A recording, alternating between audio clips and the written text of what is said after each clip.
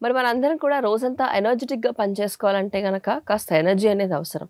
ప్రతిరోజు మనం రెగ్యులర్‌గా తీసుకునే ఆహారంలో అయితే గనక వెంటనే అరిగిపోతుంది. ఎనర్జీ అనేది చాలా తక్కువ ఇస్తూ ఉంటుంది. మరి ఎనర్జీ అందాలి, పోషకాలు కూడా అందాలి అని అంటే గనక స్మూతీస్ బాగా ఉపయోగపడతాయి కాబట్టి ఈరోజు హెల్త్ టిప్‌లో భాగంగా ఎనర్జీ బూస్టింగ్ స్మూతీని తెలుసుకుందాం. డాక్టర్ గారు, ఈ అయ్యా ఎనర్జీ బూస్టింగ్ స్మూతీలో అసలు ఏమేమి వేయాలి? వాటి వల్ల ఎనర్జీ అనేది ఎలా వస్తుందో కూడా చెప్తారా? మనందరికీ మంచి కమ్మదనాన్ని ఇచ్చే పప్పులు 3 ఉన్నాయండి.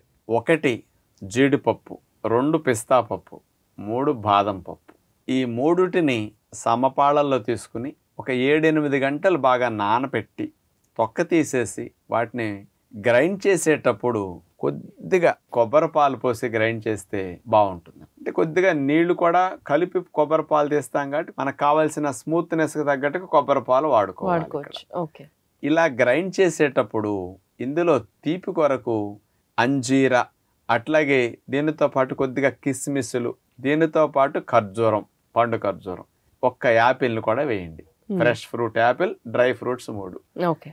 ఇలా గ్రైండ్ చేసి స్మూతీని తయారు చేసుకుని కాస్త 1 బౌల్ అట్లా పెట్టుకుని కనుక దీన్ని తీసుకుంటే చికెను మటన్ కంటే 6 టైమ్స్ బలం ఎక్కువ ఉన్న స్మూతీని మన పిల్లలకి కానీ మనం కానీ తిన్నట్లు అవుతుంది అనమాట. ఓకే. ఇందులో కొలెస్ట్రాల్ ఉండదు, గుడ్ కొలెస్ట్రాల్ పెరుగుతుంది, గుడ్ బ్యాక్టీరియాలు బాగా పెరుగుతాయి. దగ్గర దగ్గర 100 గ్రాములు తీసుకుంటే 600 బలం వచ్చేటట్టుగా తయారవుతుంది స్మూతీ. అన్ని పప్పులే కదా.